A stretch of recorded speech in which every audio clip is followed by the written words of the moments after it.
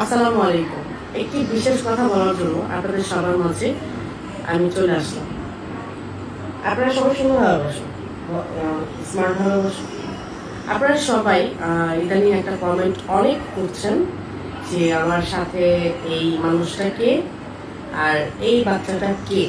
এতদিন কি আমি আমার বাচ্চা, আমার সন্তান গোপন রেখেছি? এতদিন কি আমি আমার বাচ্চা হওয়ার সত্ত্বেও কাউকে প্রকাশ করিনি? আর ও আসলে আমার কি হয়, আর পিছনের এই মানুষটা আমার কি হয়, এই সব কিছু আজকে আমি আপনাদেরকে বলবো। এখানে বসো। আপনারা ছোট্ট একটা ভিডিও দেখে সবসময় অনেক কিছুই কিন্তু বলে বসেন।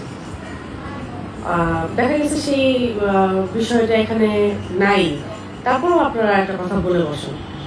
অসহায় একটা বাচ্চারা ছোট, মাসুম, সুন্দর, দেখতেই ভালো লাগে, আদর করতে মন চায়। আর নিশ্চয়ই ক্যামেরার সামনে এমন কাউকে আনবো না যার সাথে আমার কোনো সম্পর্ক নেই। বুঝতে পেরেছেন? এমন কাউকে অবশ্যই ক্যামেরার সামনে আনবো না যার সাথে আমার কোনো সম্পর্ক নেই। তো এই বাচ্চাটা কে? আপনারা অনেক আগে থেকে যারা আমার ভিডিও দেখেন, আরো 5 বছর আগে থেকে সবাই ওকে চেনে। ও আপনাদের চোখের সামনে বড় হয়েছে। ও আরো 5 বছর আগে আরো ছোট ছিল। এই 5 বছরে এখন ও আরো বড় হয়েছে। ওর নাম কি? অনেকে এই মুহূর্তে কমেন্ট করে ফেলেছেন, আমি জানি। ওর নাম হচ্ছে সাদ। আবরার মোহাম্মদ সাদ। আর পিছনে যাকে দেখতে পাচ্ছেন তাকেও আপনারা খুব ভালো মতোই চিনেন। এই মানুষটাকেও আপনারা খুব ভালো মতোই চিনেন। একে আপনারা প্রতিদিন দেখেন, প্রত্যেকটা সময় দেখেন। আমার সব ভিডিওর মাঝখানে ও থাকেই। এখন আপনারা জানতে চান যে বাচ্চাটা আমার কি হয় আর মানুষটা আমার কি হয়। এখন আসে আসল কথায়। আপনারা 1 মিনিট একটা ভিডিও দেখে আপনারা নিজেদের মতো করে, ছন্দের মতো, কবিতার মতো অনেক কিছু বানিয়ে নিজেদের মতো করে নিজেরা কমেন্ট করে চলে যান। ও হচ্ছে আমার আপন ফুফাতো ভাই।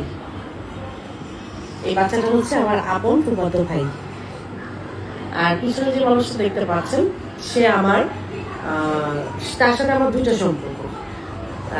2টা সম্পর্কের মধ্যে হচ্ছে সে হচ্ছে আমার মামাতো ভাই।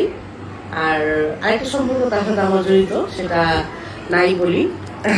আপনারা অনেকেই জানেন ইতিমধ্যে, আর বলার কিছু নেই নতুন করে।